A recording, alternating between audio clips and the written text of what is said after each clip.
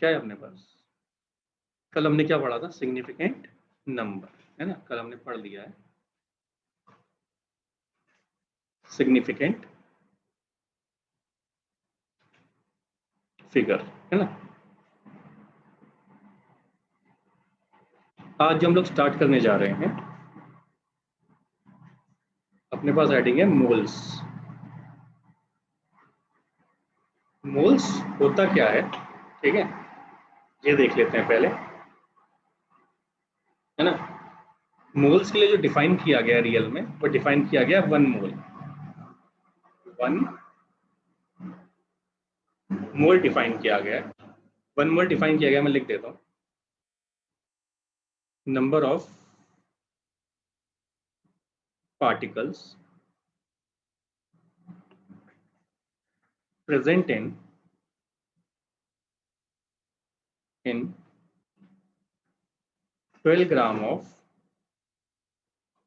C12 isotopes।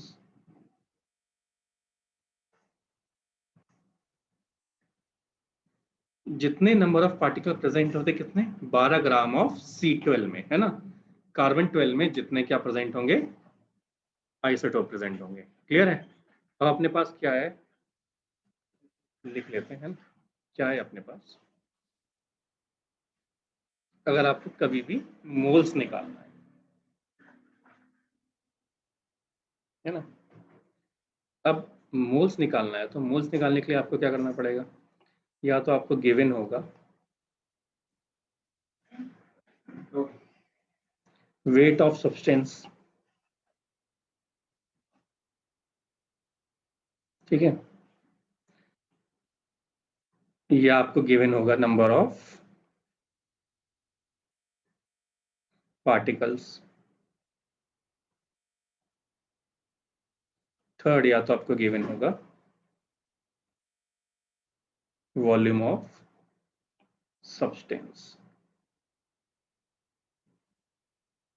ठीक है। ये 3 वैल्यू गिवन होती है जिससे अपन लोग क्या निकालते हैं? मोल्स निकालते हैं, है ना? अब यहाँ है क्या यार, उसने बोला है कि 1 मोल क्या होता है? Number of particle present in 12 gram of C12 isotopes, है ना? तो हमें एवोगैड्रो ने बताया था,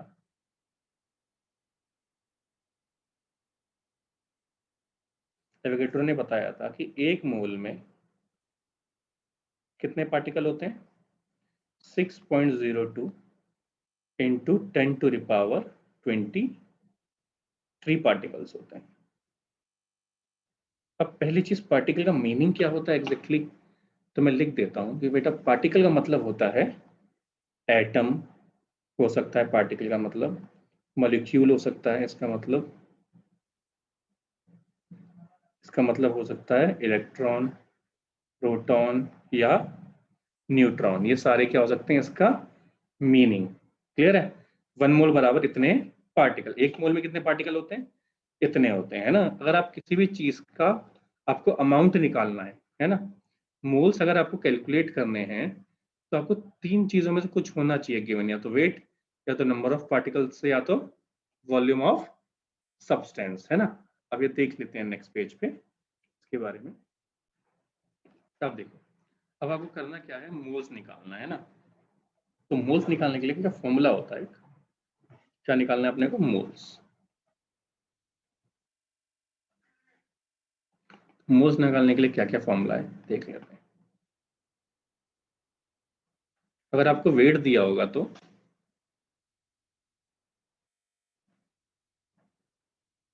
अगर आपको वेट दिया है तो weight in gram divided bye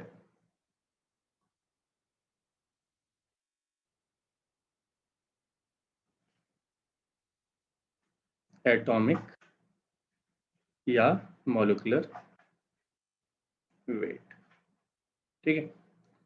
next है आपके पास,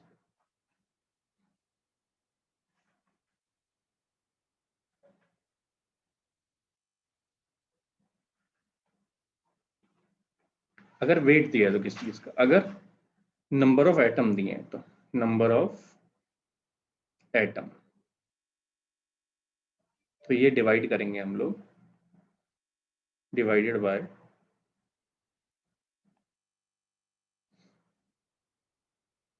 एवोगैड्रो नंबर।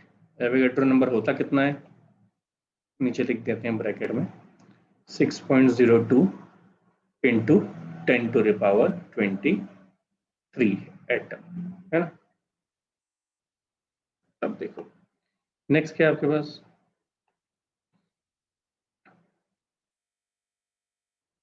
नेक्स्ट आपको दिया है वॉल्यूम। तो वॉल्यूम ऑफ कोई भी सब्सटेंस इन लीटर में अगर दिया है, किस में दिया है, लीटर में दिया है, तो डिवाइडेड बाय 22.4 लीटर, है ना। अब ये कंडीशन होती है, ये कंडीशन है, इसके लिए कंडीशन कब अप्लाई कर सकते हैं इस फॉर्मूले को, एट एसटीपी या एनटीपी पे अप्लाई करते हैं। एसटीपी और एनटीपी होता क्या है लिख लेते हैं। STP is standard temperature pressure और एनटीपी होता है नॉर्मल टेम्परेचर एंड प्रेशर। तो इसका जो स्टैंडर्ड टेम्परेचर होता है वो होता है 0 डिग्री सेल्सियस, एंड जो प्रेशर होता है वो होता है 180। इसका जो नॉर्मल टेम्परेचर होता है वो होता है 25 डिग्री सेल्सियस, एंड इसका जो प्रेशर होता है वो होता है 180 एम। ये मैंने कुछ आपको फॉर्मूले बता दिए जो हम मोल्स निकालने के लिए यूज करेंगे, है ना, ठीक है। और ये अपने को पता है कि एक मोल में कितने पार्टिकल्स होते हैं, 6 × 10⁻23। पार्टिकल का मतलब atom, molecule, electron, proton, neutron, कुछ भी हो सकता है ना। तो हम इसने क्या दिया, यहाँ 12 ग्राम वेट दिया है और C12, तो कार्बन का एटॉमिक वेट कितना है, 12। निकाल के देखते हैं इस फॉर्मूले से। इस फॉर्मूले से आप अगर निकाल के देखोगे तो ध्यान दो यहाँ पे, तो अपन लोगों ने क्या बोला कि सर वेट कितना दिया है, 12 ग्राम, डिवाइडेड बाय एटॉमिक वेट कितना है, कार्बन का एटॉमिक वेट होता है 12, है ना। आपको धीरे धीरे याद हो जाएगा, डिवाइड बाय 12। तो ये क्या निकाल रहे हैं अपन लोग, मोल्स। वैल्यू क्या आई, 1। ये डेफिनेशन किसकी थी, 1 मोल की। किसकी डेफिनेशन थी, 1 मोल की। तो एक मोल में कितने होते हैं, एक मोल में जितने नंबर ऑफ पार्टिकल होते हैं वो किसके बराबर होते हैं, 12 ग्राम ऑफ C12 आइसोटोप्स, है ना। तो एक mole is equal to 6 point इतने पार्टिकल्स, किसके बेसिस पे, एवोगैड्रो लॉ, ठीक है। तो अपने पास ही कुछ फॉर्मूले हैं जिसके बेसिस पे हम लोग क्या सीखेंगे, मोल्स निकालना। इन फॉर्मूलों के बेसिस पे फर्स्ट, सेकंड एंड थर्ड, ठीक है। अब है क्या अपने पास,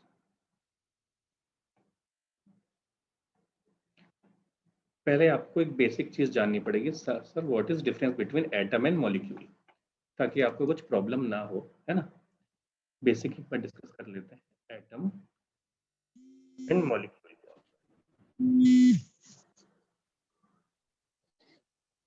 अगर सिर्फ हाइड्रोजन है, एक सिंगल हाइड्रोजन, तो एटम है।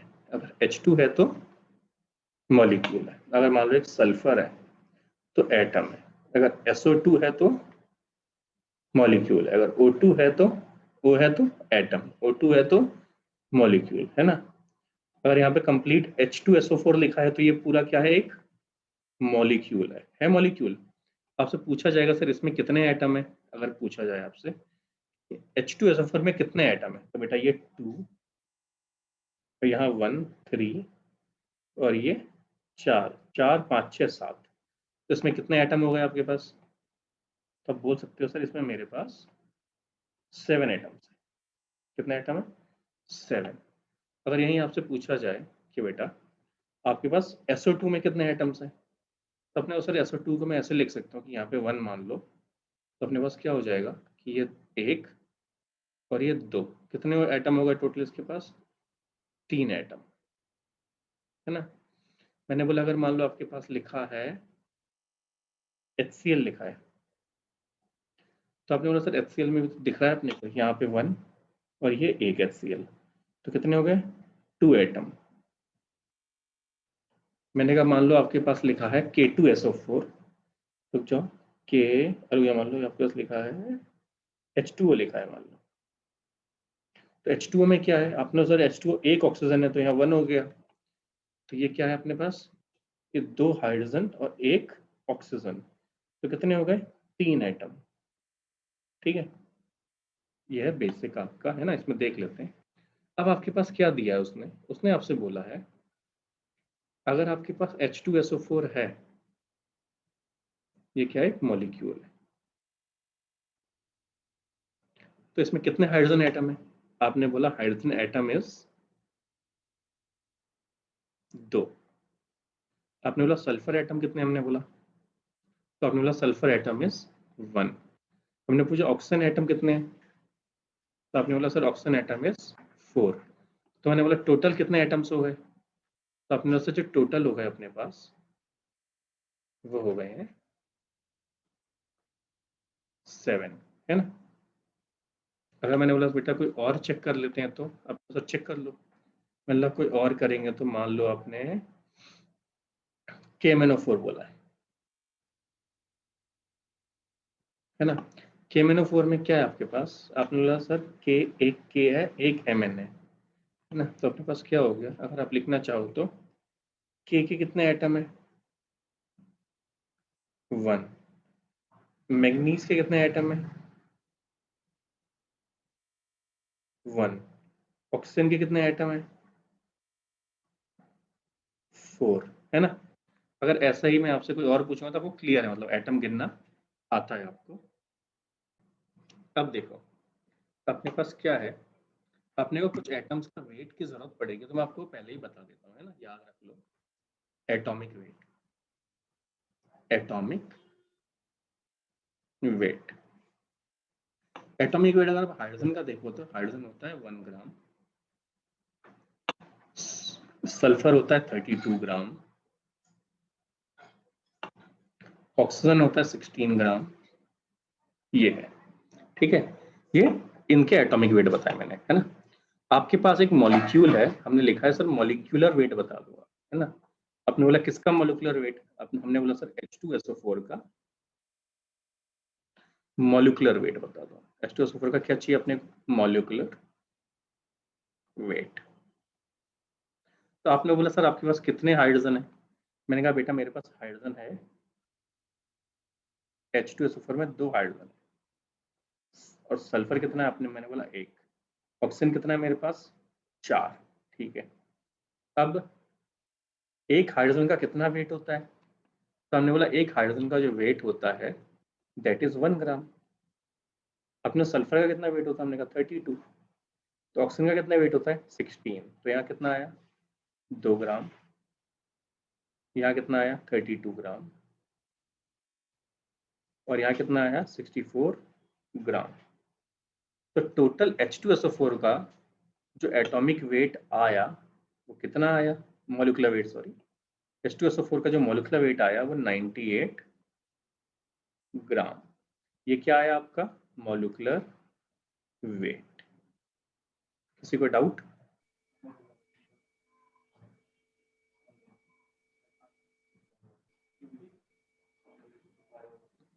एक बार देख लो किसी को डाउट है तो।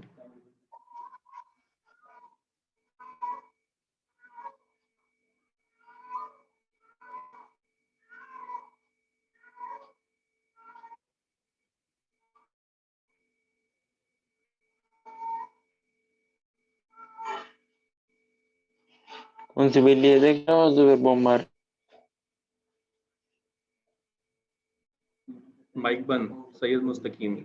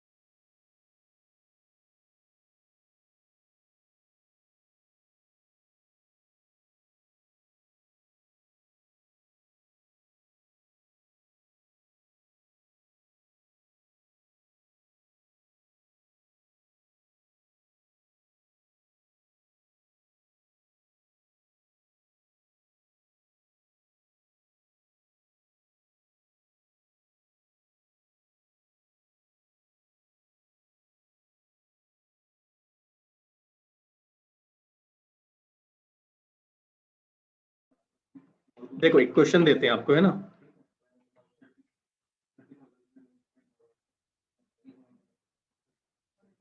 molecular weight of given of following लिख देते हैं, following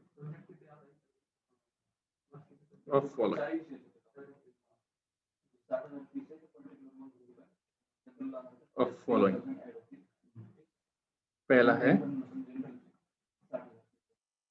SO2 का वेट बताना है आपको, सेकंड H2O का बताना है, थर्ड CaO, फोर्थ हम बताते हैं आपको